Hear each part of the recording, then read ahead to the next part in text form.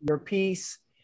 They make you unable and unfit to minister to others. They undercut your own sense of confidence in ministry until eventually there's not as much of you to give to others. So it's not so much about self-defense as protecting your platform of ministry to reach out to others.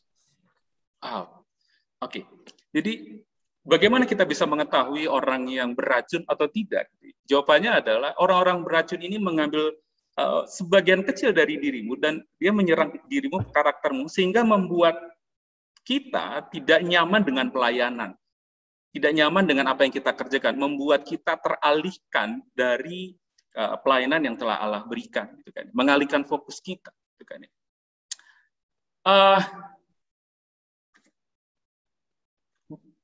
If they want to take a little piece of us and to how you say disturb us with the mission that God given to us, why they want to do that for us? Why they want to? Why they really care with our life? Yeah. One of the things that surprised me most about writing the book was a whole issue of control.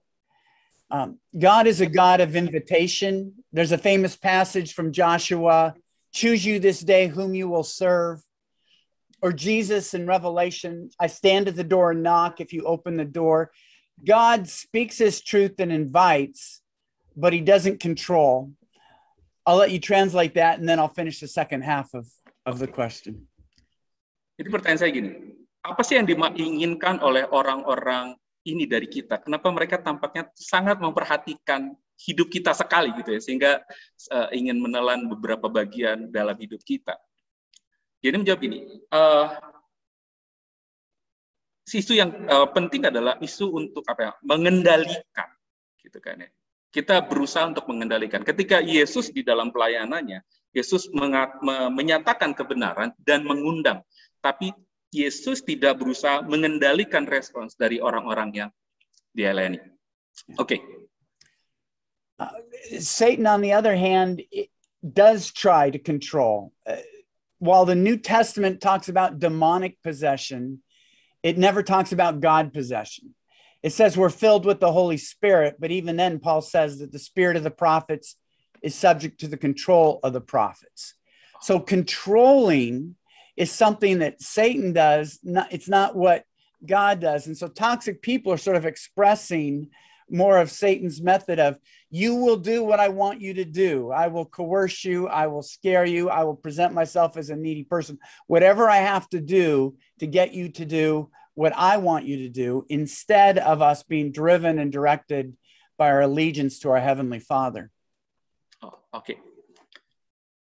Di dalam perjanjian lama kita menemukan ada orang yang dikuasai oleh roh. Tetapi pada kenyataannya adalah sebenarnya orang tersebutlah yang mengendalikan karunia roh yang diberikan, gitu ya, yang kuasa roh, kita dipenuhi oleh roh Allah. Lalu sebenarnya orang tersebutlah yang mengendalikan. Jadi Allah tidak pernah di dalam perjanjian lama itu mengendalikan orang. Yang mengendalikan orang di dalam perjanjian lama adalah iblis atau si jahat. Jadi isu tentang kontrol, mengendalikan itu merupakan sesuatu yang melekat pada diri Allah, melainkan sesuatu yang melekat pada diri si jahat. You want to add another answer? So the whole point about when to walk away is protecting our mission, that we're being led by God, not by the anger, the threats, or the needs of other people. And so, but I think at root, a lot of times with toxic people, it comes to be about control. And for us as believers, we have one Lord, one King, one Master, and that's Jesus. Okay. Yang paling penting adalah bagaimana kita mengerjakan pelayanan kita berdasarkan apa yang Allah katakan tentang apa yang kita kerjakan. Kita tidak perlu peduli dengan apa yang orang lain katakan atau orang-orang toksik ini katakan tentang apa yang kita lakukan. Ingat, Tuhan kita hanya satu, misi yang Allah berikan juga satu, gitu kan. Maka kalau sticklah dengan itu atau tetaplah mengerjakan visi yang Allah berikan. Is that all? Yeah. I can continue with there's some question from audience. Okay. I think there's more question about relationship. So here's the first question from Regina. How to respond to a toxic boyfriend or girlfriend? Should we keep the relationship, help him to heal, or should we cut it? What do you think, Gary? I believe in a dating relationship, our primary goal is to find someone with whom we can seek first the kingdom of God and his righteousness. So if they become a project more than a brother or sister in Christ, I would think very carefully about joining our life to them. I think you could be a friend. I think you can disciple them. I'm not sure you should be a boyfriend or a girlfriend to someone who's dragging you down. Okay, I will translate. So, jadi teman-teman, tujuan utama dari berpacaran sebenarnya adalah mencari apakah rekan atau orang yang dengannya saya sedang dating gitu kan ya, sedang ngedate atau pendekatan atau apapun istilah yang kita pakai gitu ya. Apakah mereka adalah orang yang juga mencari dahulu kerajaan Allah dan kebenaran, gitu kan? Atau mereka merupakan orang yang menarik kita keluar dari misi yang Allah berikan kepada kita. So, could I add to my answer? Okay. As Christians, we have different kinds of relationships. We should have relationships where we're trying to disciple others. We should have relationships where we're trying to evangelize others. We should have friendship relationships where it's mutual encouragement. I believe we should have mentor relationships where older, wiser people are pouring into our lives, and hopefully mentee relationship where we're pouring into a younger person's lives. So when you're choosing a boyfriend or girlfriend, I think that needs to be a relationship that's mutually encouraging, supportive, that helps you grow in Christ, not something that's dragging you down. Wow, it's a good answer. So, teman-teman, kita mempunyai banyak relasi di dalam hidup kita. Pertemanan, ada yang mau kita mungkin mau beritakan Injil dengan orang tersebut, ada relasi antara mentor dengan kita gitu kan ya. Ada banyak relasi. Nah, dari relasi apapun yang kita punya, gitu ya, yang perlu kita yang kita butuhkan atau yang mau kita capai dari relasi tersebut ada bagaimana agar relasi tersebut dapat mendukung kita, memberikan semangat kepada kita, mendorong kita, dan memaksimalkan apa yang sama-sama mengerjakan apa yang telah Tuhan berikan kepada kita. You want to add another more? No, I think so. I will continue with that question. So if my girlfriend or boyfriend didn't help me to seek first the kingdom of God, so we have to separate. That's your suggestion. When Jesus says seek first, he's making it the primary pursuit of our life. And in Greek, it's in the present tense, continually keep on seeking first the kingdom of God. That's satisfaction, that's fulfillment, that's obedience to God. I don't believe we should enter into a romantic relationship that pulls us away from our divine relationship. I believe our romantic relationship should serve the divine relationship, not compete with it. Oh, okay. Jadi kerajaan Allah adalah tujuan utama di dalam hidup kita, gitu kan. Dan itu yang harus menjadi dasar atau tujuan atau arah yang kita capai di dalam relasi yang kita punya. Jadi kalau itu yang menjadi yang utama, maka jangan sampai relasi-relasi yang menghambat kita atau membawa kita menjauh dari kerajaan Allah tersebut itu kita maintain, kita pelihara, gitu kan. Kurang lebih seperti itu. So let's see another question. It's also about relationship. Most of the question about relationship. So how about let's see what next. So How about family? We are Asian. We tied with a big family. There's or auntie in this island, in that island. How about that? How we should respond with the toxic people or relationships in the family? I've devoted my life to helping Christian families get stronger, to preserving marriages, to try to build up the parent-child relationship. But in all honesty, Jesus claims allegiance over our families. Our first allegiance is to him above every family member. And there are several passages where he says faith in him might get in the way of your family relationships, where he says, a father might turn against his son, a mother-in-law against her daughter-in-law, where he's saying, I believe two believers filled with the Holy Spirit pursuing God are drawn together through that. But Jesus also warns that sometimes faith in him can divide families. Mm-hmm. We have to be open to that possibility. Okay. Jadi Gary mencoba di dalam pelayanannya untuk mendukung keluarga-keluarga Kristen agar tetap bertahan dan bertumbuh gitu kan. Tetapi yang menarik di dalam Alkitab juga dikatakan bahwa musuh pertama ketika orang mengikut Yesus adalah anggota keluarganya. Nah, ini salah satu yang menarik gitu kan. Barang siapa tidak membenci ayahnya dan ibunya gitu, dia tidak layak mengikut aku. Nah, karena itu karena itu di dalam menghadapi relasi yang toksik di dalam keluarga, itu hal yang perlu kita sadari gitu kan ya. And you can continue. Yeah.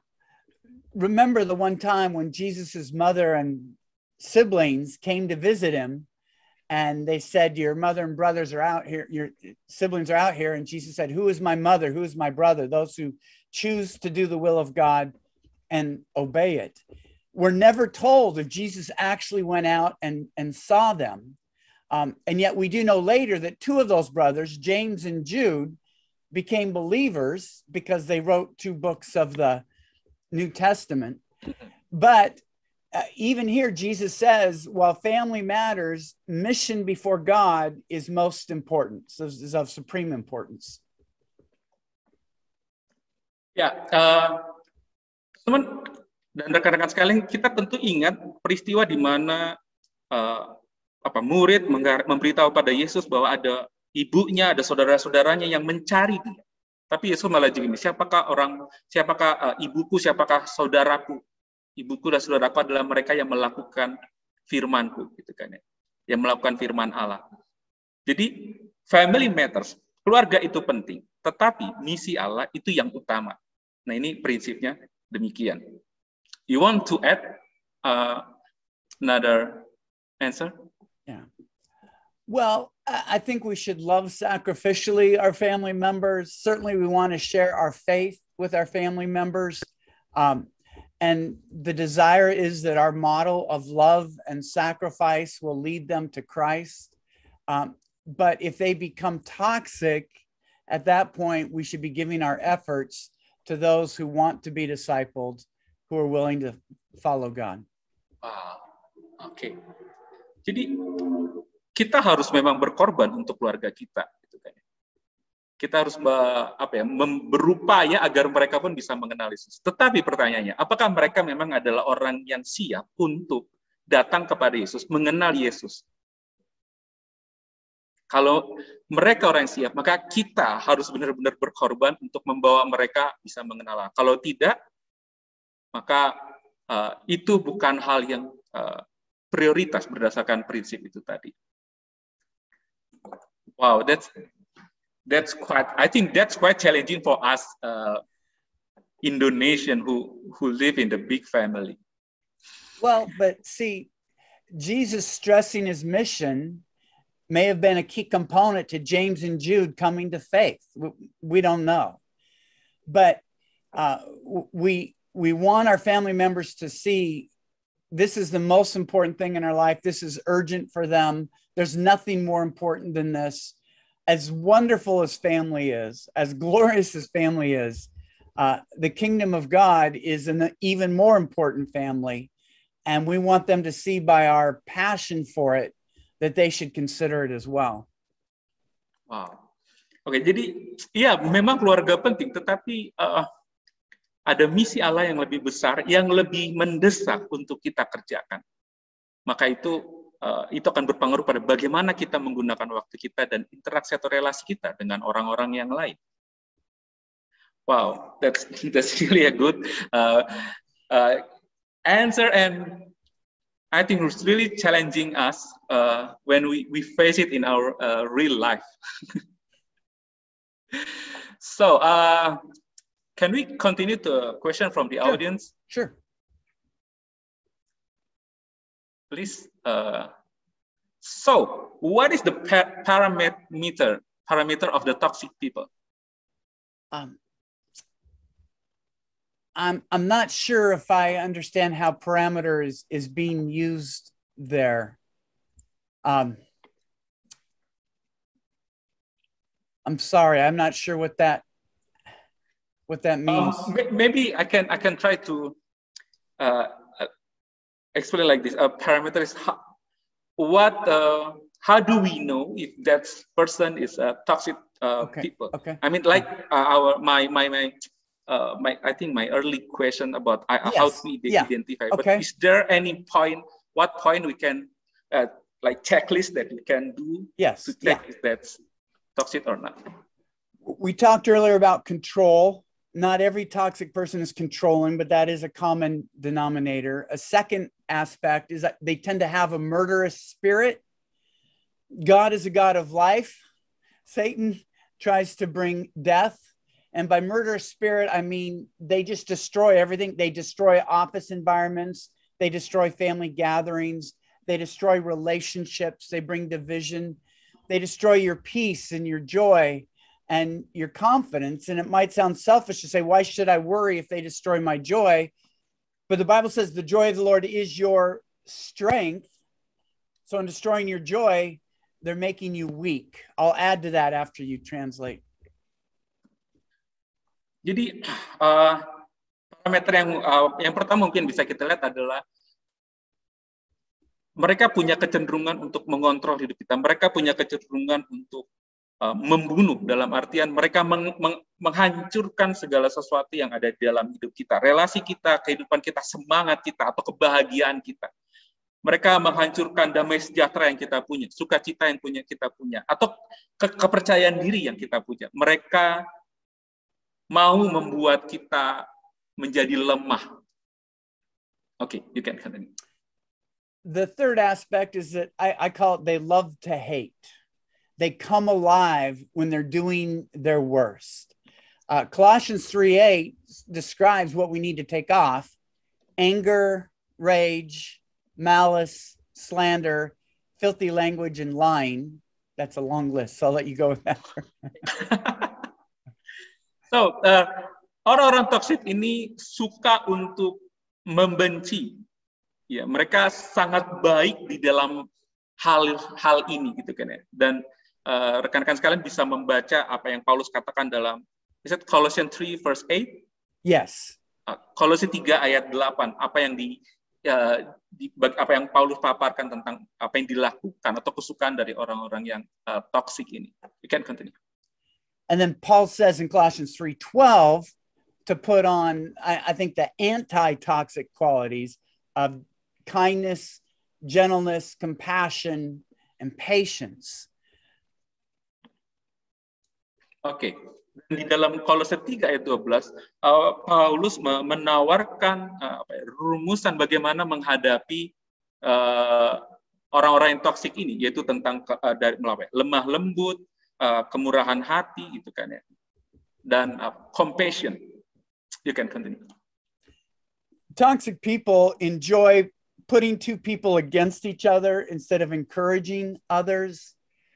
They like to bring division. They get excited about conflict. They would be bored by a healthy church. They would be bored by a healthy marriage. They would be bored by a happy family gathering. They want to bring chaos and, just bring hate into every situation they're in.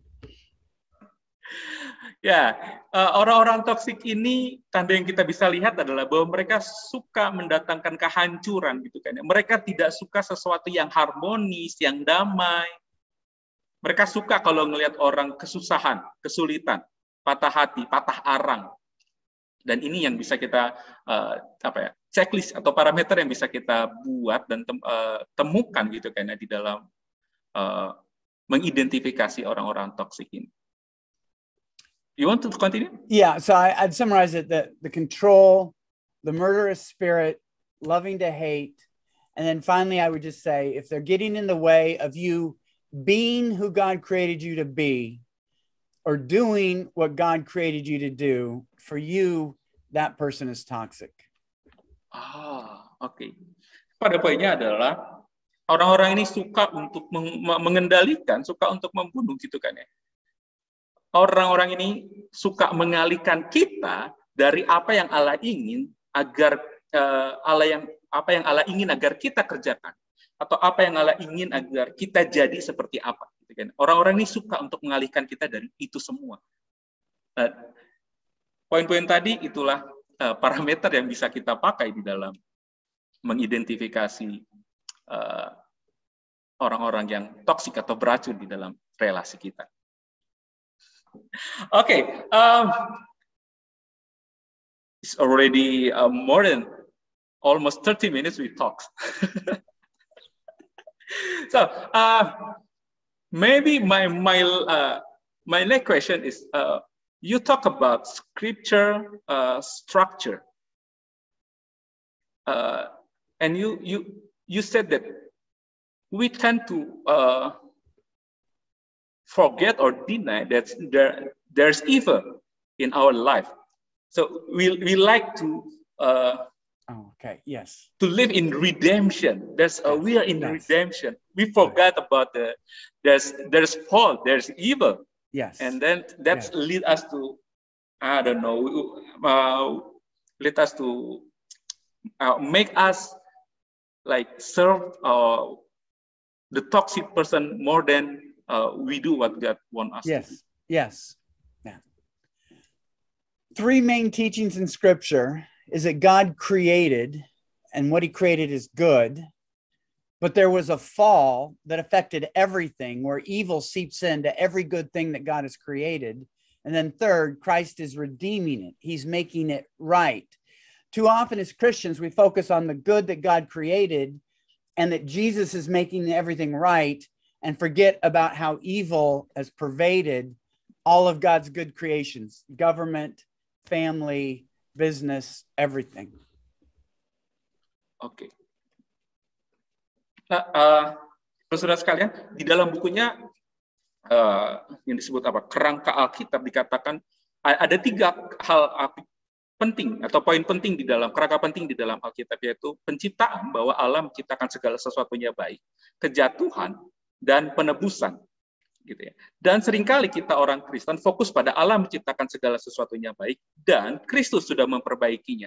Kita seringkali mengabaikan bahwa ada realita kejahatan, ada realita dosa yang meracuni pemerintahan dan seluruh sistem di dalam relasi kita. We empower evil when we ignore evil. I think of Matthew 6:33. Jesus said, seek first the kingdom of God. He tells the church to go on the offense. But 7 verses later, in Matthew 7:6, he says, don't throw your pearls before swine or cast your food before dogs, or else they'll turn and tear you to pieces. So Jesus sends the church on the offense, but then warns them, you also have to play defense because there are evil people out there that will try to destroy you for speaking the truth. Oke, ketika kita mengabaikan adanya si jahat ini, maka kita sedang membiarkan dia bekerja dengan baik dalam hidup kita, gitu kan ya. Di dalam Injil Matius dikatakan bagaimana Yesus bicara tentang cari dulu kerajaan Allah, tetapi beberapa ayat kemudian Yesus juga mengatakan jangan memberikan mutiara kepada anjing, gitu kan ya, atau kepada Saya agak lupa yang satunya lagi, anjing sama babi gitu kan ya. Berikan barang yang berharga kepada anjing ataupun babi gitu. Maka sebenarnya di dalam ketika kita menyadari adanya realita ini, ada orang-orang yang memang jatuh dan menjadi racun, maka kita akan bisa memfokuskan diri kita pada apa yang memang Allah ingin agar kita kerjakan, bukan meladeni orang-orang tersebut. Wow. Actually, there's a lot still a lot of questions that I can ask to you. How about labeling? How important we put the right label to the toxic person? As Christians, we're understandably wary of name calling, which is intended to hurt and demean. It's a weapon. Labeling is a tool to serve, to encourage, and to help.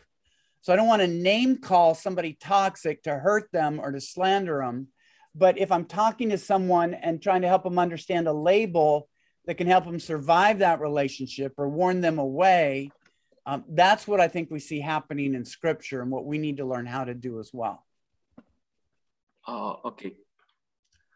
Jadi saya bertanya tentang ini. Ada di dalam bagian bukunya dia mengatakan tentang memberikan label kepada orang atau memberikan julukan. Seringkali kita memberikan julukan kepada orang. Oh, dia toksik, dia apa gitu kan ya. Kalau kita memberikan julukan kepada orang, itu bertujuan untuk menyakiti. Tapi kalau kita memberikan label yang tepat kepada orang yang toksik, itu bertujuan atau itu membantu kita untuk sembuh, untuk pulih dengan mengakui bahwa dia memang toksik dan akhirnya kita bisa tahu hal-hal apa saja yang bisa kita lakukan. Wow, that's really. I mean, in my context. Labeling is like the labeling in our sometimes our understanding is like what you said as a name calling. So we also talking. We too easy to put label on people. Yes. So there's a different meaning of the same term. Yeah. We need to be careful that we're not slandering or gossiping, but the reason you need to know the label of toxic is that what would work for a healthy person doesn't work for a toxic person.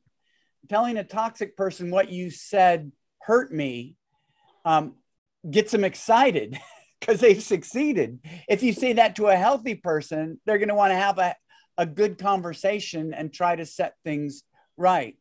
So labeling is just about being more effective in your relationships to realize what's going on, because most of us, we don't know what it's like to be toxic. We don't understand the way they think, that they think it's a success if they're hurting us. Whereas for most people, they would be appalled at the thought that they're hurting us. Oke. Jadi kita harus berhati-hati, karena tadi saya bilang di dalam term atau istilah yang kita gunakan, kita seringkali pakai kata labeling itu justru dalam makna yang sama dengan apa yang disebut oleh Gary sebagai name calling atau menjuluki gitu kan ya. Kita suka bilang jangan terlalu mudah memberikan label sama orang, gitu. Jangan terlalu mudah untuk nge-label orang seperti apa. Maka itu dia bilang kita harus hati-hati dalam memberikan label itu kepada orang. Memberitahu orang toksik bahwa dia toksik itu belum tentu bisa menolong gitu kan. Tapi penting bagi kita untuk menyadari itu. Penting bagi kita untuk tidak membicarakan orang toksik ini dan menjadi gosip gitu kan ya. Dan buat itu jadi gosip yang akhirnya menyebar ke banyak orang juga gitu ya. Tapi memberi label itu tujuannya untuk menolong kita dalam menghadapi orang yang toksik ini. Oke. I'm really grateful that I can ask this. I think that's quite a lot question that I asked to you. I'm really blessed with this book. Thank you. I think I'm not a good reader, but I can force myself because of the topic. You talk in this book that I can read 11 chapters in one day. That's quite rare even in my life. I'm honored. So,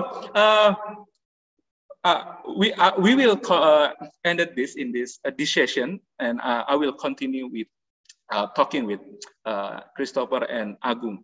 But Christopher said that he wants to say something to you because he's a fan. He's your fan of your books. Okay. So I invite Christopher, Bung Christo, please join us. Okay. Yes. Just want to say, sir, you are a blessing to the body of Christ. Thank you for all your writings. I read your books from pretty much like a year before me getting married with my wife in 2009. Sacred Marriage was a blessing. And every sacred series, if I could call it, been a blessing. Thank you so much. I just want to say thank you. That's all. Thank you, Pastor. Thank you. Yeah. Okay, Gary, such a blessing for us to have you here and answer directly about your books. So I have to continue with another speaker. So because it's been my honor. Thank you so much. Okay. Goodbye. Okay, we wait for your another books with a different idea of a perspective about life, Christian life. Thank you for joining us. Thank you. Goodbye. Oke. Jadi, akhirnya saya bisa berbahasa Indonesia, tidak perlu sibuk menerjemahkan. Dan saya mengundang kedua narasumber lain kita, yaitu Bung Christopher Tapiheru dan Kak Agung Kurniawan.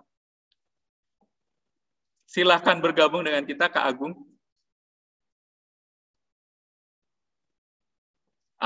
Oke. Mari kita melanjutkan bincang-bincang kita tentang buku ini. Saya pikir Gary sudah menjawab pertanyaan-pertanyaan yang menggambarkan poin besar dari buku ini, buku When to Walk Away. Tapi saya mau ngajak kembali ke titik awal gitu kan. Apakah orang-orang beracun ini merupakan realita yang nyata di dalam kehidupan pelayanan? Nah, ini buat Bung Christo. Kalau buat Kak Agung, apakah ini realita yang nyata di dalam pasien-pasien yang datang atau klien-klien yang datang gitu kan ya? Apakah banyak yang datang itu dengan keluhan? Kayaknya saya ketemu dengan orang toksik nih gitu. Kita mulai dulu dari Bung Christopher ya. Silakan. Ya, kenyataannya itu realitanya, makanya saya kaget juga sih ketika buku ini pertama kali saya tahu ada buku ini. Segera saya beli di bulan Januari awal tahun. Ya, dalam bahasa Inggris, sengaja import niat-niat gitu. Dan lebih kaget lagi ketika teman-teman literatur bilang ini nanti Mei ini loh diterbitin dalam bahasa Indonesia. Saya langsung kayak wow, karena ini buat saya penting karena di pelayanan kita kerap kali menemukan orang-orang seperti ini. Dan mereka akan selalu pindah-pindah seperti benalu, saya bilangnya. Kemanapun mereka pindah kemana, pasti akan bikin masalah. Dan kita bingung masukin kategori ini orang-orang apa. Akhirnya sampai dunia memaksakan satu istilah ini yang belakangan lagi ngetren ya, si toxic people, toxic relationship. Ya, dan buku ini aku rasa datang tepat waktu ya. Dan fakta paling mengagetkan aku dapat di buku ini adalah di sepanjang keempat Injil, ya sekitar 41 kali tercatat Yesus menyingkir, ya, atau membiarkan orang lain menyingkir dari dia. Mengagetkan karena dalam pelayanan ini sesuatu yang sangat kayak dilema ya, aku bilangnya. Ya karena dan itu masuk poin di bab pertama. Bab pertama bagus banget, judulnya serangan paling cerdas. Ya, serangan paling cerdas dari iblis ternyata adalah berpusat pada rasa bersalah. Ketika kita nih handle toxic people dan kita pikir udah saya nggak mau ngurusin dia gitu kan. Kita pikir tuh kayaknya berdosa banget gitu kok. Kayaknya nggak punya kasih gitu. Tapi ternyata 41 kali loh di keempat Injil. Ya, dan itu ada satu bagian tersendiri membahas semua ayat yang mencatat bahwa Yesus benar-benar kerap kali menyingkir dan membiarkan orang pergi dari dia. Dan ini buat saya pribadi ya sebagai seorang pendeta yang di pastoral ministries ya, helpful banget. Dan ngagetin dan jujur bukan saya nggak cari pembenaran ya pada akhirnya, cuma somehow ini emang kebenaran, kita nggak bisa pungkiri. Ini firman Tuhan. Ya, ini buku istilahnya yang benar-benar segitu pentingnya. Saya udah promosiin ini buku dari dari jauh sebelum malam ini akan diterbitkan, maksudnya di launching gitu ya. Dan bersyukur banget, thank you banget literatur Perkantas Jatim yang selalu saya dapati selalu menerjemahkan buku-buku yang menurut saya sangat kontekstual ya. sangat dibutuhkan buat pelayanan konteks negara kita. Thank you. Itu sih poin dari aku. Jadi toxic people dalam gereja, dalam pelayanan adalah satu kenyataan gitu kan ya. Bahkan Betul. Berarti kita nggak bisa berbahagia ketika ada orang baru datang ke gereja ya. Siapa tahu mereka adalah orang yang suka pindah-pindah itu gitu kan ya. Berbahagia awalnya, ya kan? Semua orang kan baik-baik saja sampai kita mengenal dia lebih dalam kan.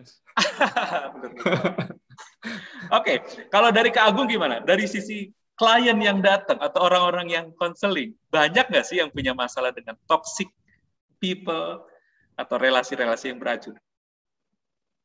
Ya, setiap kita kan produk masa lalu ya. Setiap orang produk masa lalu dari parenting, dari pola asuh. Dan tidak ada orang tua yang sempurna.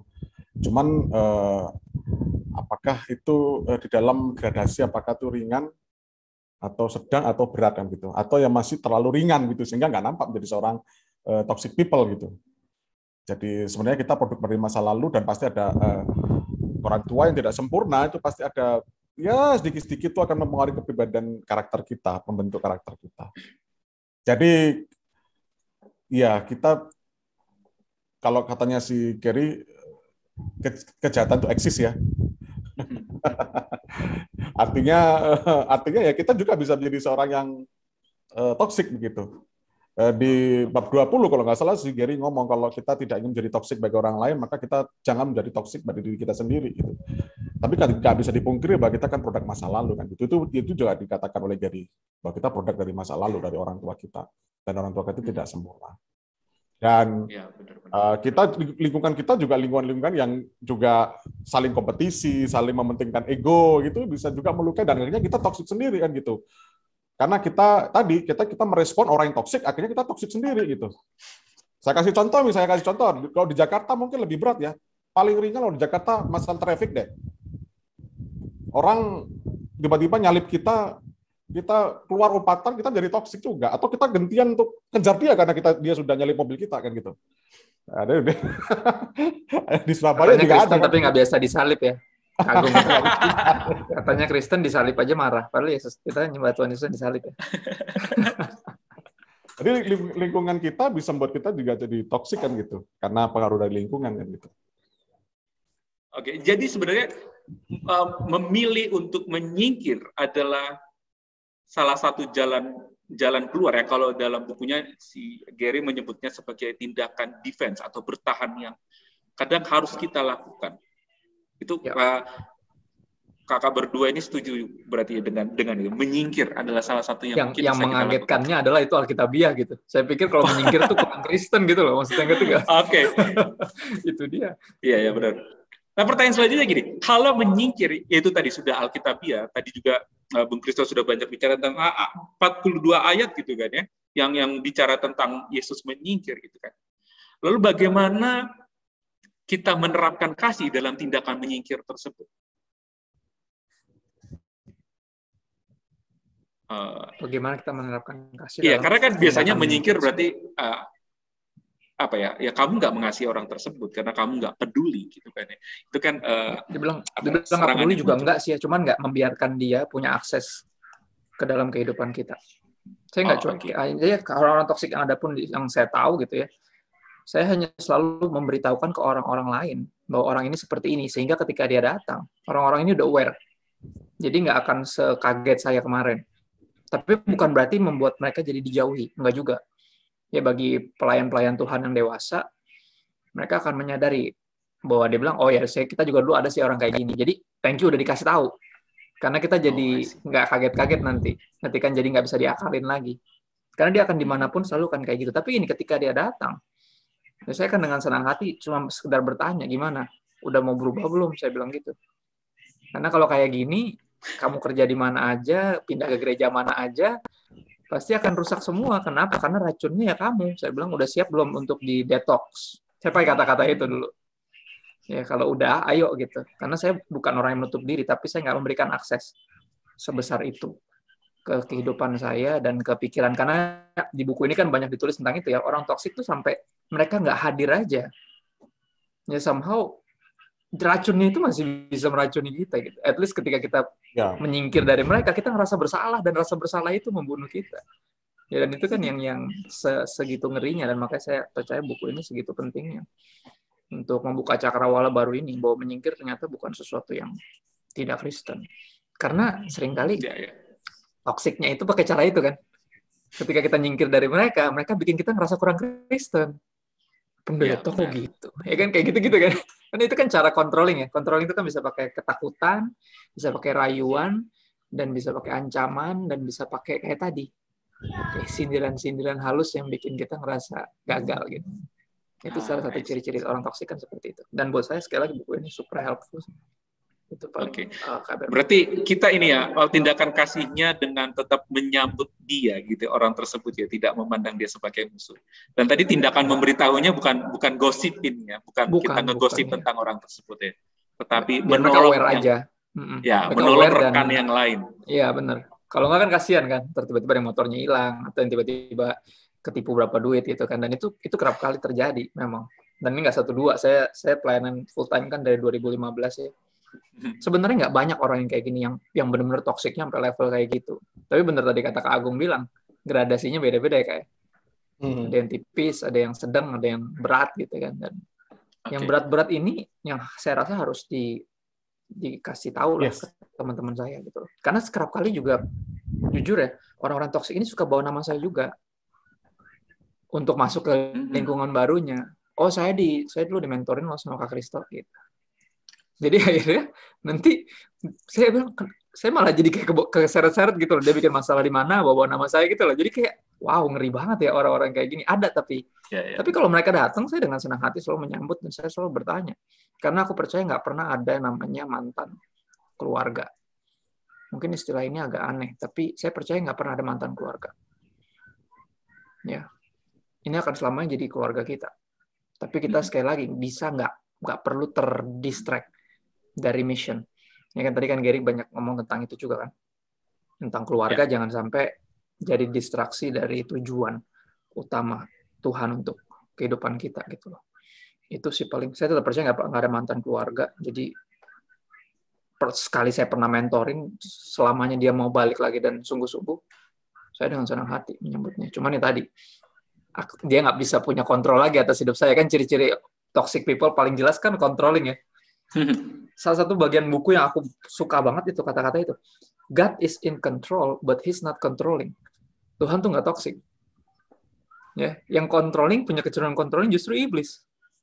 Jadi ketika orang itu controlling, orang itu toxic, mereka lebih mencerminkan iblis daripada Tuhan. Dan itu salah satu fakta mengagetkan, tapi benar banget dari buku ini menurut saya. Dan itu ciri-ciri paling gampang sih, kita lihat aja orang ini. Ya, nyata banget nakut-nakutin kita, ngancem-ngancem misalnya. Dan itu udah ciri-ciri toksik kan, berusaha kontrol.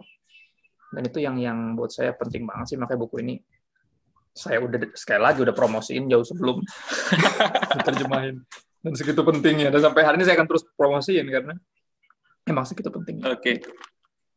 Kalau Kak Agung gimana? Bagaimana sisi kasih itu bisa nyata di dalam tindakan kita menyingkir dari orang-orang yang beracun toksik ini? Saya kasih contoh misalnya orang-orang yang kena heroin ya. Nah, kita coba menyingkirkan heroinnya. Itu kan menyakitkan buat mereka, tapi itu bentuk kasih kita. Menyingkirkan hal yang dia sukai gitu, menyingkirkan hal yang dia kasihi gitu. Nah, kita menyingkir daripada orang-orang yang toksik itu sebagai bentuk daripada kita mengasihi dia. Bahwa supaya dia sadar bahwa ternyata ketika tidak ada orang itu kita juga butuh ternyata begitu kan, sebagai bagian daripada memberikan edukasi atau memberikan mungkin bisa dikatakan punishment ya, punishment lah begitu. Berarti ada itu ya. Gimana Kak? Paham ya, yang aku maksudkan bisa ngerti ya? Iya. Jadi maksudnya untuk orang-orang yang kecanduan seperti itu kita nggak bisa, oh kamu kesakitan ya gitu kan ya, oh terus langsung kasih gitu, enggak gitu, itu justru bukan bentuk kasih juga gitu kan ya. Ya kita seperti seorang anak ketika nggak bisa diberitahu bahwa ya sudah kamu kalau kamu ingin tetap melakukan itu aku biarkan. Nah itu sebagai sebenarnya bentuk kasih kita adalah supaya dia merasakan ketika nggak bisa dapat kasih dari ayah ternyata penderita juga ya gitu. Itu sebagai bagian dari Rasul Paulus bilang tentang itu ya, church discipline ya. Rasul Paulus bilang tentang church discipline adalah kalau orang ini nggak mau istilahnya nggak mau dibina gitu ya biarin aja, serahkan dia kepada iblis gitu. Kan ada kata-kata itu kan, di-exclude kalau bahasa Alkitab. Mungkin dalam praktek gerejawi itu agak kurang jarang dilakukan, benar-benar di-exclude. Jadi biar mereka ngerasain apa rasanya tanpa keluarga rohani gitu. Yes. Sehingga akhirnya menyadari, akhirnya balik lagi, oh ya nggak bisa nih ternyata gitu. Jadi kayak dibiarin gitu. Dan itu yang mungkin Agung coba. Edukasinya dalam sebagai pembelajaran buat dia supaya dia kembali kan gitu pada hal yang benar kan gitu. Ya. Karena ada dari pernyataan Gary adalah kecuali jika kamu adalah orang yang karuniai pelayanan untuk orang-orang yang beracun, maka menyingkir adalah hal yang harus kamu lakukan. Nah, itu satu hal yang kecuali memang misimu adalah untuk melayani orang beracun, maka ya udah, mungkin menyingkir adalah hal yang terbaik gitu ya. Oke, kita akan melihat pertanyaan dari para partisipan pada kesempatan ini. Silahkan Bapak Operator, satu pertanyaan yang bisa kita diskusikan bersama dengan Bung Kristo dan Kak Agung ini.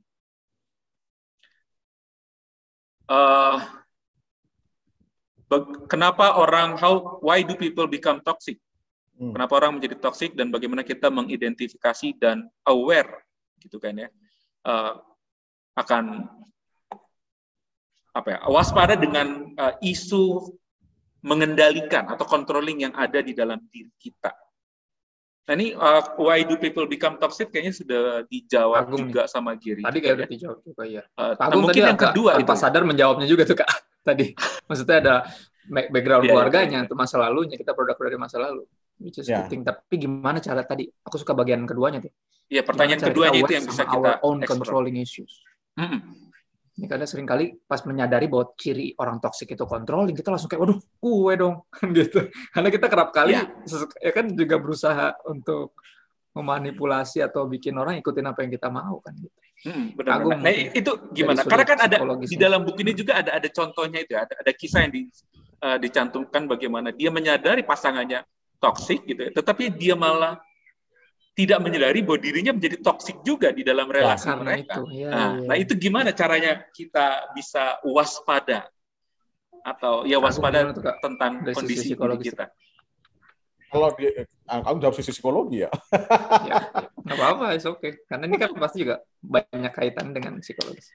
Ya kita mesti harus aware ya, belajar aware bahwa itu sesuatu yang apa yang kita lakukan itu bisa melukai orang lain juga gitu. Misalnya kasih contoh.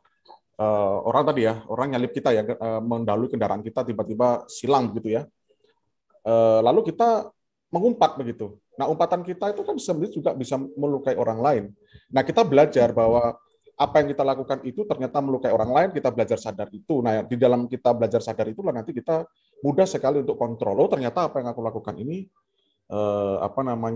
salah atau tidak tepat. Ternyata juga menjadi toksik kan gitu. Jadi kita bisa menyadari kalau itu memang ya gimana ya, kita harus belajar untuk bisa tadi bicara parameternya adalah apakah aku melukai orang lain kan gitu. Parameternya apa melukai orang lain? Ketika dia tidak bahagia, ketika dia ternyata ketika aku ngumpat dia marah balik kan gitu. Nah itu harus kita belajar untuk aware karena itu. Berarti saya kagum mengusulkan ini berarti kayak evaluasi diri yang cukup berkala. Ya, evaluasi diri yang cukup berkala. Dari respon-respon orang lain. Kadang-kadang kita tuh orangnya terlalu cuek ya. Ya, pokoknya aku ngomong aja gitu. Dia mau terima apa enggak, urusan dia kan, bukan urusan gue kan gitu. Nah, itu dia nggak belajar aware gitu.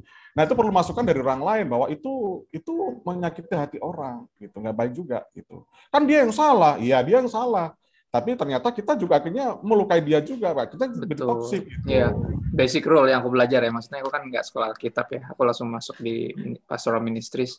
Dan aku belajar bahwa gini, dalam perjalanan belajar gitu ya, teologi dan segala macam.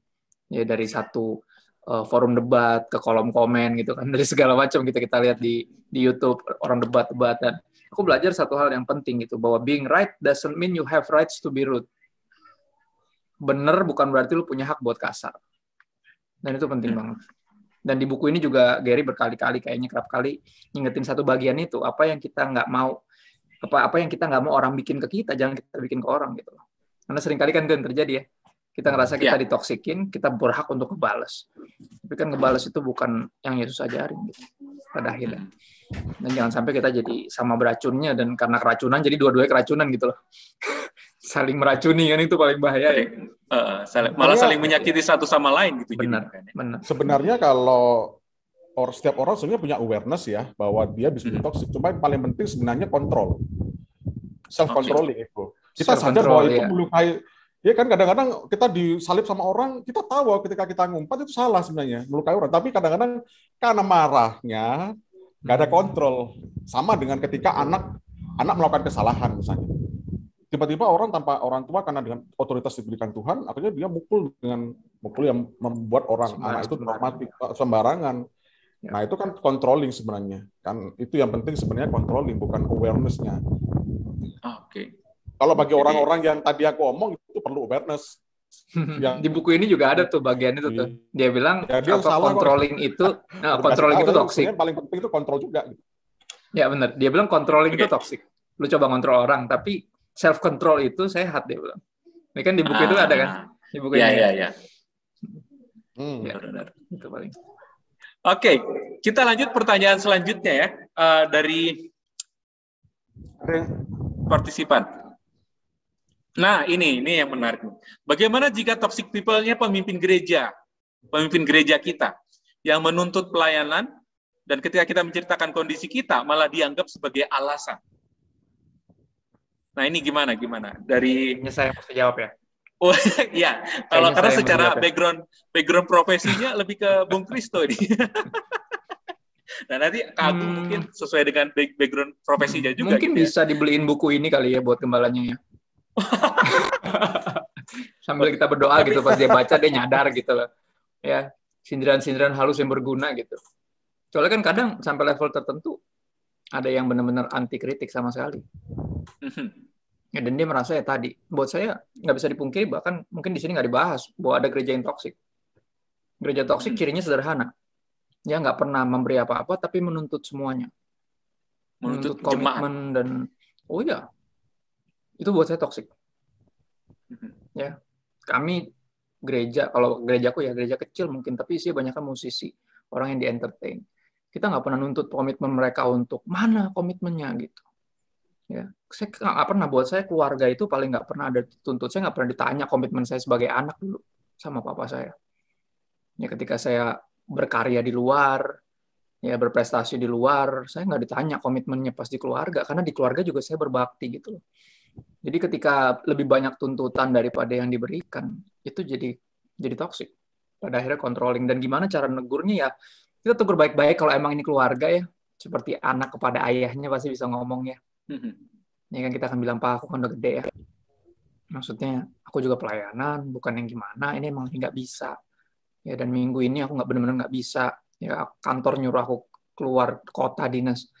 Ya, bukan aku malas atau apa. Harusnya ada hierarki yang, bukan hierarki ya, hubungan yang sehat gitu ya. Antara anak seperti ngomong ke papanya sendiri. Tapi kalau akses itu nggak ada, sorry to say, saya akan bilang itu toksik. Apapun alasannya, mau gereja gede kayak puluhan ribu. Pada akhirnya, gini, gembala sama domba, masa dombanya nggak punya akses sih? Sama sekali gitu untuk datang gitu ke gembalanya. Buat aku, gereja yang sehat harusnya ada akses itu. Entah lewat siapanya kayak intinya kita bisa ngomong lah ya. Kalau dirasakan bahwa kok kayaknya banyakkan tuntutannya gitu loh. Ini bukan alasan, emang nggak bisa. Jadi buat aku sangat disayangkan pilihannya, tapi cuma 2 memang. Ngegosip bukan pilihan yang baik ya. Pada akhirnya gospel itu Injil ya, bukan gosip pelayanan ya. Dan kita ini harusnya true worshiper, bukan true gossiper ya. Jadi the end of day, ngomong di belakang tuh nggak ada intinya. Oke. Ya, pilihannya cuma 2 selalu. Ubah atau pindah. Ngomongin bukan jalan keluar. Ya, kalau kita udah coba ngomong dan dia sama sekali nggak berubah dan kita udah ngerasa kayak nggak bisa nih, pindah. Ngomongin nggak pernah jadi solusi. Ya, nggak helpful buat siapapun dan malah jadi dosa buat kita ya. Walaupun ngegibah itu enak ya, setuju ya, ngegibah itu enak ya. Cuman itu tidak terpuji kawan-kawan. Ya, itu sih paling kalau dari aku sih. Ada hal menarik yang silakan Kak Agung. Ditulis oleh Gary di situ ya. Aku nggak bahas dari psikologinya ya, aku bahas dari Gary. Baca nggak mengenai cangkang itu? Iya. Bahwa Allah itu lebih mementingkan yang ada di dalam cangkangnya, bukan cangkangnya begitu. Artinya Allah lebih memperhatikan isinya, orang-orang ada di dalamnya, bukan gerejanya, kan begitu. Wow. Itu yang penting. Oke. Berarti kalau saya bisa rangkumkan dari apa yang juga tadi Gary sudah jawab ya, maksudnya apakah memang itu misimu atau tidak, misi yang Allah atau kerajaan Allah yang harus kamu hadirkan atau tidak, termasuk apakah melayani Bapak Gembala yang toksik atau ya orang di dalam pelayanan yang toksik, apakah emang itu bagianmu, kerajaan Allah yang harus kamu hadirkan di dalam gereja tempat di mana beribadah atau tidak. Kalau bukan berarti opsinya seperti yang tadi Bung Kristo bilang ya, menyingkir, pindah gereja gitu kan. Tadi lalu perspektif mungkin saya bisa bilang perspektif yang harus kita pegang adalah bahwa Allah tidak cangkang penting, tetapi yang lebih penting adalah apa yang ada di dalam cangkang. Atau institusi ya penting gitu kan ya. Tetapi orang yang ada dalam institusi tersebut itu yang menjadi lebih penting bagi Allah. Gitu ya. Nah, itu istilah-istilah itu dapat kita temukan nanti ketika membaca bukunya lebih lanjut. Kalau di dalam psikologi itu ada perspektif hal yang perlu kita lakukan. Ada namanya Johari window itu ya. Iya. Ada empat kuadran yang perlu dilakukan, kuadran 1 dan kuadran 2. Kuadran 1 itulah kita harus melakukan apa yang penting dan mendesak gitu. Lalu yang kedua, kita melakukan apa yang penting tapi tidak mendesak gitu. Nah, kalau memang kita pikir bahwa itu penting dan itu mendesak, ya kita mesti menyingkirlah, keluar dari gereja. Gitu. Tapi kalau kita pikir itu penting tapi tidak terlalu mendesak untuk keluar dari gereja, ya jangan terlalu konsentrasi pada gembala. Gereja tapi bisa tetap melakukan pelayanan. Kita nggak terlalu habis energi untuk ngurusi pendetanya lah. Lu mau jungkir balik, lu mau ngomongin aku, nggak peduli, penting aku melakukan apa yang di bagianku, aku harus maksimal dalam apa yang aku kerjakan, layani, karena itu penting. Gitu. Tapi kalau itu dianggap mendesak, membuat Anda benar-benar terluka dan ya memang harus atau stuck. Ya kan, pada akhirnya gini, orang yang mengasihi Tuhan pasti rindu melayani. Ketika kita nggak ada peluang dalam tanda kutip untuk melayani sama sekali di tempat rumah di mana kita rasanya bertumbuh, itu kan jadi toksik. Ya dong? Nggak sama sekali tadi kita punya misi ya, Tuhan punya misi untuk menciptakan kita, melahirkan kita, memanggil kita, kan ada tujuannya tuh. Tapi ketika itu dijauhkan karena siapapun dan apapun, itu kan jadi misleading. Kita jadi akhirnya gini, tujuan pencobaan apa sih? Ya nggak, kita belajar dari Yesus di padang gurun ya. Iblis mencoba Yesus, tujuannya apa sih? Menjauhkan dia dari purpose kan. Purpose-nya kan pada akhirnya dia datang untuk mati di kayu salib. Ya kan? Dan semua cobaan iblis itu berusaha menjauhkan Yesus dari situ. Entah ngasih seluruh dunia, yang ngubah batu jadi roti, atau lebih parah lagi, mencobai Tuhan dengan lompat dari bait Allah, ketika semuanya itu mau menjauhkan dia dari salib sebenarnya. Makanya Petrus ditegur kan sama Yesus ketika dia ngomong bahwa, waduh jangan ngomong gitu, ya Bapak nggak akan izinkan kau dikenapa-napa gitu. Yesus bilang apa? Nyah kok iblis, dia bilang gitu. Ya, karena kau cuma pikirin apa yang dipikirin manusia, bukan dipikirin Tuhan. Ya, dia kan lagi ngomong tentang bahwa dia akan dikhianati, terus disalibkan, dan Petrus malah tegur gitu, ditegur balik sama Yesus. Ya pada akhirnya pencobaan itu menjauhkan kita dari tujuan, dan toxic people ini atau toxic relationship menjauhkan kita dari misi Tuhan yang Tuhan kasih buat kita untuk kerjakan. Dan itu jadi aku rasa premis utama ya, salah satunya di buku ini ya, bahwa ciri-ciri yang toxic itu menjauhkan kita dari yang dari main purpose, dari tujuan utama itu. Gitu. Ada yang menarik dari Gary ini. Ingat nggak waktu dia bahas mengenai Tuhan Yesus dan Yudas Iskariot tuh? Ibarat kita sebangat dengan pendeta kita, nggak mungkin kemana-mana. Nah, apa yang dilakukan Yesus? Nggak ngomong Yesus, aku mau memperbaiki Yudas, enggak.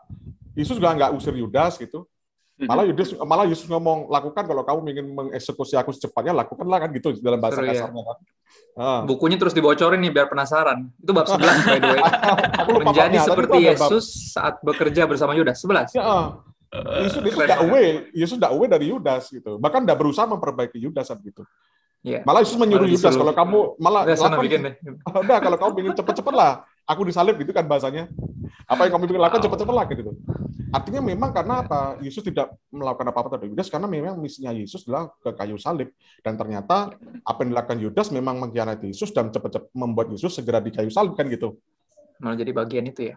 Iya, nah makanya tergantung apa panggilan kita. Kalau memang panggilan Anda memperbaiki, Tuhan suruh Anda untuk di gereja A dan ternyata pendetanya toksik, tapi misi Anda memang untuk gereja itu, ya sudah bertahan di situ karena betul. Sekali lagi kan panggilan Allah fokus kita. Benar. Nah, itu seperti Yesus dengan Yudas Iskariot kan gitu. Iya, bab 11 tuh karena tidak selalu memungkinkan untuk menyingkir dari orang-orang beracun. Premis babnya kan itu ya. Jadi jangan lupa dibeli ya. Ini ada 400-an orang nih mesti beli semua nih. Atau ada cara lain dikasih. Contohnya kalau yang masalah pernikahan kan. Ini kalau pernikahan nanti dulu Kak Gung. Ini ada pertanyaan juga yang dari partisipan yang bahas tentang itu. Jadi kita lihat dulu pertanyaannya, baru kita masuk ke situ. Silakan. Boleh. Tahan Kak. Ini, what if the toxic people is our husband or wife? How can we walk away? Because as Christian, divorce is not an option, right? Bagaimana jika toxic relationship terjadi di pernikahan? Jadi sama lah. Bagaimana jika orang yang toxic atau orang beracun tersebut adalah suami atau istri kita, gitu kan ya? Bagaimana caranya kita bisa menyingkir dari dia? Bukankah perceraian dilarang gitu kan ya? Dan bukan opsi di dalam kekristenan, ajaran kekristenan. Nah, ini satu topik juga yang dibahas oleh Gary. Nah, mari kita lihat perspektif dari kedua narasumber kita. Silakan. Agung tadi lanjutin Kak. Tadi lagi seru tuh. Nah, Kak Agung yang sudah membahas tadi itu. Cuman aku agak tahu, teman-teman udah baca, memang akhirnya ada kasus Christine gitu kan, akhirnya memang bercerai kan. Dan memang ketika dia bercerai, memang dia hidup lebih baik. Nah, itu memang itu saya nggak tahu secara itu pasti akan jadi pertentangan di antara para teolog kan. Karena hari ini juga gitu kan. Karena si Gary Thomas bicara necessary evil kan. Necessary evil itu kan sebenarnya aku tidak mau necessary evil kan. Aku tidak necessary evil itu aku tapi aku harus lakukan. Sebenarnya aku tidak mau itu. Tapi aku harus lakukan kan gitu, necessary evil intinya gitu. Aku tidak suka perceraian. Aku bukan orang yang menyarankan perceraian, tapi akhirnya karena terpaksa harus dilakukan, itu necessary evil kan. Dan itu yang dikasih contoh sama si Gary Thomas kasusnya Christine itu kan. Ternyata setelah Christine bercerai dengan suaminya, akhirnya dia berbuah lebih lebat untuk pelayanan. Nah itu bisa menjadi kontroversi sih di antara para ini karena kasuistik ya. Pada akhirnya terjun di pastoral ministry sejak 2015 aku belajar semua pernikahan itu unik. Nggak ada sama sekali yang sama.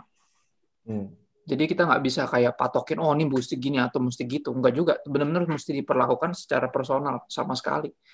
Jadi bab 17 tuh tentang pernikahan beracun. Ya, aku suka premisnya. Dia bilang pernikahan yang sulit dapat memupuk pertumbuhan rohani. Dia bilang. Tapi pernikahan yang beracun memeras kehidupan keluar dari salah satu pasangan atau bahkan kedua belah pihak. Dan solusinya di bab 18-nya. Meninggalkan racunnya, bukan pernikahannya. Ya. Makin penasaran kan? Makanya dibeli. Ya. Sengaja nih, jawabnya kentang-kentang gitu emang biar beli. Kalau nggak tuh udah tahu. Nggak jadi. Iya, nggak perlu lagi. Udah dicatat jawabannya dari Bung Kristo, dari Kak Agung. Gitu ya. Tapi aku kasih premis nih bab 18 nih. Dia bilang tidak ada manfaat dalam bertempur di perang gender, dia bilang. Oke, silakan Bung Kristo. Ya, tidak ada manfaat dalam bertempur di perang gender, dia bilang. Seakan semua suami buruk dan semua istri itu menahan diri. Dia bilang masing-masing dari kita, atau suami atau istri, bertanggung jawab kepada Allah secara individual atas bagaimana kita memperlakukan pasangan kita. Itu premis bab 18 tuh. Tentang meninggalkan racunnya bukan pernikahannya. Gitu. Kak Agung, sorry tadi Kak, silakan Kak. Nah, itu ya ada yang pernikahan itu kan akhirnya bisa jadi meninggalkan berpisah. Kalau istilah umum pisah ranjang kan, ada kasus gitu kan. Pisah ranjang untuk sementara waktu supaya memberikan edukasi kepada suaminya yang beracun, yang toksik ini. Sama dengan gereja tadi yang aku coba kaitkan. Jadi mungkin kita tidak meninggalkan gereja itu, tetapi kita coba pelayanan di tempat lain. Kalau kita tetap di gereja itu, mungkin kita akan menjadi hurt, ya, terluka gitu. Jadi ya itu sekali lagi itu masing-masing orang bisa berbeda ya. Ada yang away, benar-benar away, keluar dari gereja. dia nggak atau pilihan yang lain, dia tidak meninggalkan institusinya, tapi dia tidak melayani di gereja itu, dia melayani di gereja lain, atau emang dia tetap stay di situ. Ya tergantung sekarang masing-masing orang punya pertimbangan beda-beda. Kan itu yang juga dipaparkan oleh si Gary kan. Oke, berarti intinya pertama adalah tangani racunnya. Gitu ya, tangani racunnya. Kalau memang racunnya tidak bisa ditangani, maka berpisah adalah opsi yang mungkin saja terbaik. Paling lain. Nah, gimana alur pikirnya bisa sampai ke sana? Nah, silahkan beli dan baca bukunya. Gitu ya. Nah, ini ada satu lagi pertanyaan yang menarik juga nih, masih berkaitan dengan relationship, gitu ya. Silahkan, Bung Operator. Jika dilihat dari buku atau kenyataan saat ini, kebanyakan yang jadi korban toksik adalah cewek. Bagaimana kita bersikap nih dari pacar atau suami kita? Ini bersikap nih dari pacar atau suami kita. Ini maksudnya gimana ya? Korban jadi toksik bagaimana cewek? Iya. Enggak juga sih. Sebenarnya karena dua-duanya kan baik laki-laki dan perempuan walaupun diciptakan segambar dan serupa dengan Tuhan, tapi kan dua-dua jatuh dalam dosa ya. Pada akhirnya seperti Gary bilang tadi, menyalahkan salah satu gender itu nggak ada gunanya. Dia bilang, masing-masing kita punya tanggung jawab kepada Tuhan. Nggak selalu cewek, cowok juga banyak. Pada akhirnya kita mesti ngelihat yang toksik nih siapa. Karena udah pasti kan. Karena bukan hubungan yang toksik, pasti orang-orangnya. Ya, pasti. Dan kita coba introspeksi, makanya buku ini penting, karena lagi ngebacanya pun akhirnya kita tergoda untuk mikir orang lain kan ketika bilang toksik, oh dia nih. Pas kita baca pelan-pelan, gue nih kan gitu ya, mirip kayak baca Alkitab sebenarnya. Baca Alkitab kan gitu ya, selalu kalau ngelihat Petrus kayak kalau gue mau amit masa sih mau bilang mau mati tapi gitu doang nyangkal Yesus. Padahal kalau kita jadi Petrus lebih parah lagi. Kita lihat Yudas kayak parah banget 30 keping perak. Kalau kita jadi Yudas mungkin 15 aja dilepas kali Yesus, bisa jadi lebih parah gitu loh. Jadi buat aku menyadari bahwa kita juga punya potensi. Benar tadi kata Kak Agung di awal-awal ya, kita punya potensi untuk jadi toksiknya juga gitu. Jadi akan selalu lihat kayak gitu. Tapi mesti gimana? Kalau buat aku gini, kalau pernikahan aku tetap stick ke seperti Alkitab ya tentunya. Tuhan membenci perceraian, tapi bukan membenci orang yang bercerai. Jangan salah kaprah. Karena seringkali orang yang bercerai kan kasusnya bisa beda-beda. Ada yang benar-benar ditinggalin sama pasangannya, ya punya 2 anak langsung ditinggalin, istrinya pergi gitu aja sama laki-laki lain. That's it. Terus mau gimana? Orang pergi gitu aja gitu misalnya. Nah kan nggak selalu kayak gitu, tapi selalu kan jadi stigma ya kalau udah bercerai itu kayaknya gimana, apalagi pendeta gitu. Rame langsung. Padahal kasusnya kan lain-lain. Orang kan nggak mau tahu. Ya, tapi gini, kalau aku tetap pegang stick itu bahwa perceraian itu emang Tuhan nggak suka, bukan desainnya Tuhan. Ya tapi kalau emang opsinya adalah itu, ada kemungkinan opsinya itu kemungkinan terakhir. Nah kemungkinan paling tadi necessary evil tadi. Tapi kalau buat pacaran, ini buat aku selalu gitu. Kalau nggak ada kerelaan, misalnya kita sadar nih ternyata akhirnya kita ngobrol dan ternyata pacarmu atau bahkan kamu menyadari, aduh toksiknya saya nih gitu. Terus mau gimana? Ya bertobat lah ya. Ya bagus. Kalau kan ada yang nggak mau bertobat, ada bahkan yang nggak nyadar dia toksiknya, bener nggak? Malah nggak terima dibilang toksik. Nah kalau buat aku kalau udah jelas toksik, ngapain dilanjutin? Sederhananya kayak gini loh. Anggap nih kita beli bakmi ayam bakso gitu, harganya 90.000. 90.000 Jakarta banget ya, 90.000. Apa? Mohon maaf, ya kan? Dan bakmi ayam bakso, oke? Bakmi ayam jamur, oke? Bakmi ayam jamur 90.000. Tiba-tiba kita lagi makan dan menyadari bahwa jamur ini kayak gue pernah lihat ya. Pas kita search di Google, ini jamur beracun gitu, oke? Jamurnya beracun. Apakah kita singkirkan jamurnya aja terus kita lanjutin mie ayamnya karena harganya 90.000? Atau kita berhenti makan karena tahu itu beracun, bener nggak? Buat aku sesederhana itu sih. Kalau udah tahu beracun, kenapa dilanjutin? Itu pertanyaannya. Karena kalau pernikahan hampir kayak ikut Yesus ya, sebenarnya no turning back. Kan mirip kayak gitu ya. Pernikahan dalam kekristenan kan benar-benar no turning back. Sebenarnya idealnya begitu. Memang kalau udah pacaran, kalau buat aku, ayolah. Justru di momen-momen kayak gini kan kita bersyukur ketika Tuhan menyadarkan bahwa ini toksik atau dia toksik. Saatnya kita untuk walk away. Ya tadi kayak bukunya kan premis pertamanya kan adalah walk away kan. Pilihannya. walaupun nggak selalu walk away. Kayak tadi ada skenario tertentu seperti menjadi seperti Yesus, ya kan, yang ada Yudasnya gitu lah, kayak gitu. Jadi buat aku walk away khususnya dalam pacaran sih, itu selalu most likely itu pilihan terbaik. Oke. Pun rasanya sayang ya. Sayang 90.000 gitu. Sayang udah 4 tahun pacarannya gitu. Iya, ya udah daripada dilanjutin lebih parah lagi. Gitu. Itu sih paling Bang Ber. Iya. Berarti kurang lebih kalau ada ya mungkin dirasanya, mungkin kalau kita lihat dari yang ikut acara ini juga saya dengar sih banyakan wanita yang ikut. Berarti kan wanita yang lebih concern mungkin ya. Mungkin wanita yang lebih concern akan isu toksik ini. Kalau cowok gitu kan ya, nggak terlalu concern, makanya mungkin nggak tertarik. Ini masih kemungkinan. Tapi kalaupun benar demikian, sesudah nanti membaca buku ini, nah coba gumulkan sendiri bagaimana cara menangani pacar atau suami yang toksik gitu kan ya. Dan wanita yang jadi korban. Kayak ini, kalau di Alkitab, contoh toxic relationship justru cowoknya yang ngaco. Namanya Simpson, Bang. Iya kan? Simpson tuh nggak sadar ceweknya tuh. Benar. Itu contohnya justru yang perlu digarisbawahi tadi sama si Gary adalah labeling tadi. Sampai kepada kalau dalam psikologi itu untuk menegakkan diagnosa itu pentingnya labeling. Oh, baru kita diagnosa dia toksik. Oh, kita diagnosa depresi. Begitu kita tahu diagnosanya, kita tahu what next to do gitu kan. Nah, harus labeling. Kalau belum sampai kepada labeling itu, kita tidak bisa mengambil keputusan. Nah, kita harus tahu apakah pacar kita toksik atau tidak. Nah, yang paling penting tadi, kalau menurut psikologi, apa yang menjadi penting dalam hidup kita ketika pacar kita itu sudah menghancurkan apa yang paling penting dalam hidup kita, itu menjadi toksik kalau bicara psikologi ya. Tapi kalau tadi di Gary kan, yang penting dalam hidup orang Kristen kan kembali kepada Allah, misi Allah kan gitu kan, mencari dulu kerajaan Allah.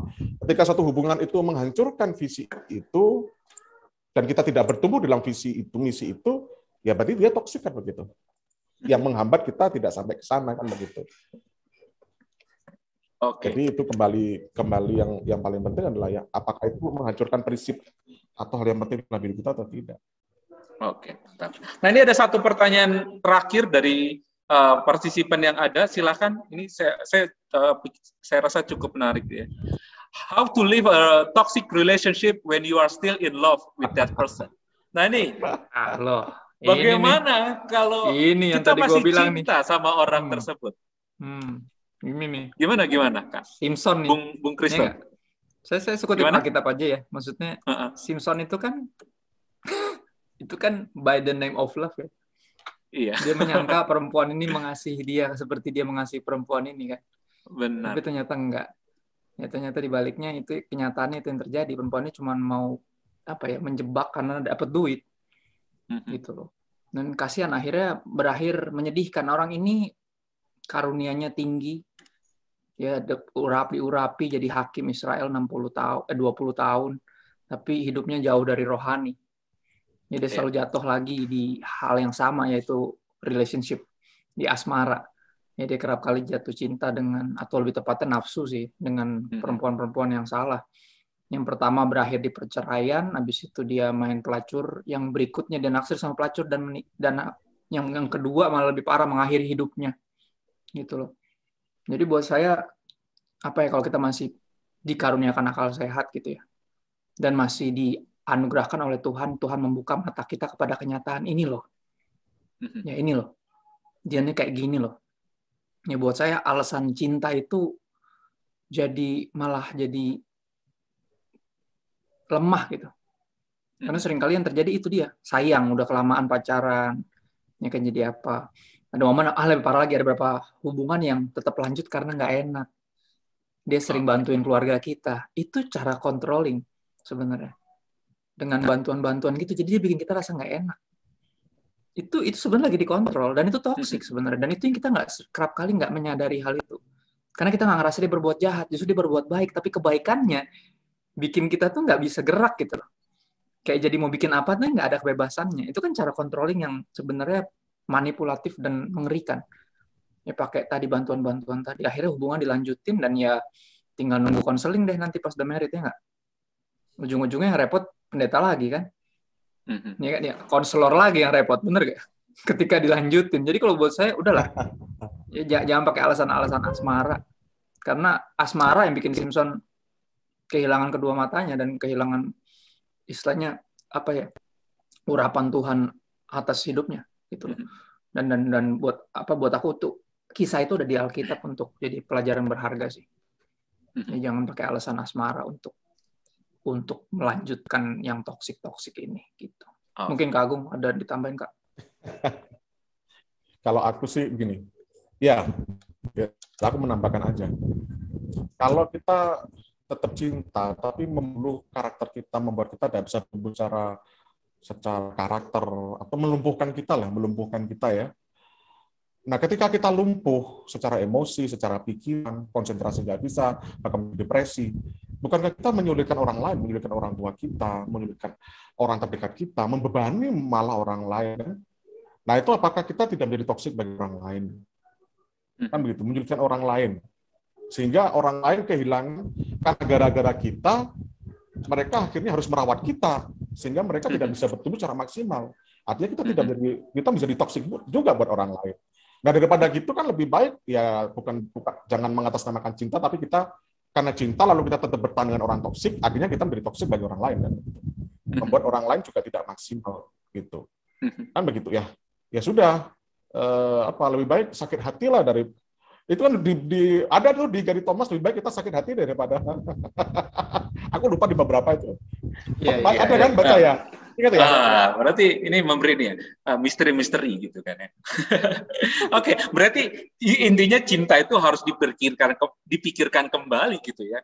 Jika ternyata dia toksik gitu kan ya, atau relasinya udah toksik gitu ya, dengan tadi penjelasan dari Kak Agung dan Bung Kristo juga gitu ya. Nah, kita kan sampai di akhir dari pertemuan kita. Saya akan meminta Bung Kristo dan Kak Agung bisa mencarikan satu poin yang paling ngena sekali, atau satu poin yang bisa menjadi inspirasi ketika membaca buku ini. Silakan dari Kak Agung. Bang Kristo dulu lah. Oh, aku dulu. Tadi kayak berkali-kali udah aku ulang-ulang ya. Buat aku yang paling memerdekakan adalah kenyataan bahwa 41 atau 42 kali di sepanjang Injil Yesus memilih untuk menyingkir atau membiarkan orang yang toksik ini menyingkir dari dia, nggak dikejar, nggak diapain. Itu buat saya itu sebagai pendeta gitu ya, sebagai Kristen ya secara umum ya, bahkan itu sesuatu yang mengagetkan, menyegarkan, dan memerdekakan juga gitu. Itu sih buat aku premis salah satu kejutan di buku ini yang menganggap aku dan juga uniknya bahwa penulisnya pun terkejut bahwa bukunya jadi setebal ini. Ya kan dia bilang kan, saya pikir saya akan nulis buku yang nggak gimana-gimana gitu. Tapi ternyata sampai 21 bab gitu. Nah, artinya emang ini segitu dalamnya materi, dan buat aku itu sih yang paling kena di aku ya. 40 kan lebih lah sepanjang keempat Injil Yesus memilih menyingkir dan membiarkan orang pergi dari dia yang toksik itu. Itu sih paling yang memerdekakan. Ternyata menyingkir bukan tindakan jahat gitu kan ya dari orang ternyata toksik. Itu. Iya, itu paling. Silakan Kak Agung. Kalau aku ini ada yang menarik. Allah itu lebih memperhatikan pertumbuhan kita. Jadi Allah ingin menginginkan pertumbuhan setiap kita. Ketika kita mempertahankan relasi yang toxic relationship dengan orang yang toksik dan akhirnya membuat diri kita tidak bertumbuh, sebenarnya kita berdosa kepada Allah loh. Karena kita membiarkan diri kita tidak bertumbuh. Kita tidak melakukan apa-apa dengan mempertahankan. Nah, itu menjawab tadi. Karena cinta, atas nama cinta, tetap memelihara relasi yang toksik dengan orang yang toksik kan gitu. Padahal Allah, berarti kita sudah menghambat karena kita dipanggil Allah untuk bertumbuh kan kita. Gitu kan. Oke, berarti sebenarnya Allah mengasihi terhadap Tuhan gitu. Ngeri juga ya. Iya benar juga sih. Benar ya. Jadi Allah mengasihi kita, dan sebenarnya hidup yang kita jalan itu relate-nya secara langsung itu tanggung jawabnya sama Tuhan gitu. Jadi itu yang harusnya menjadi yang utama. Oke, terima kasih Bung Kristo, terima kasih Kak Agung sudah mau ditanya-tanya tentang buku ini dan sudah memberikan banyak clue gitu ya, clue dalam poin-poin yang penting di dalam buku ini. Nah, Bapak Ibu sekalian, ini buku sudah terbit gitu kan ya. Saya yakin yang daftar itu yang pasti sudah mendapat ini ya, diskonnya, dan diskonnya sudah sharingkan lewat WA ya, saya ingat saya gitu ya. Nah, silakan baca buku ini. Satu hal yang menarik juga bagi saya adalah di akhir setiap bab ada poin-poin yang bisa direnungkan. Nah, itu bisa apa ya, menjadi titik diam kita setelah membaca satu bab itu. Titik refleksi kita juga gitu kan ya. Lalu 42 ayat yang tadi disebutkan atau disampaikan oleh Bung Kristo ada juga di dalam lampirannya. Kita bisa lihat sendiri, temuin sendiri gitu kan ya. Silahkan beli, silahkan dorong orang atau belikan mungkin untuk orang lain gitu yang sedang punya masalah dengan orang yang toksik, orang yang beracun atau relasi yang beracun, atau mungkin dia adalah orang beracun dalam hidupmu gitu kan.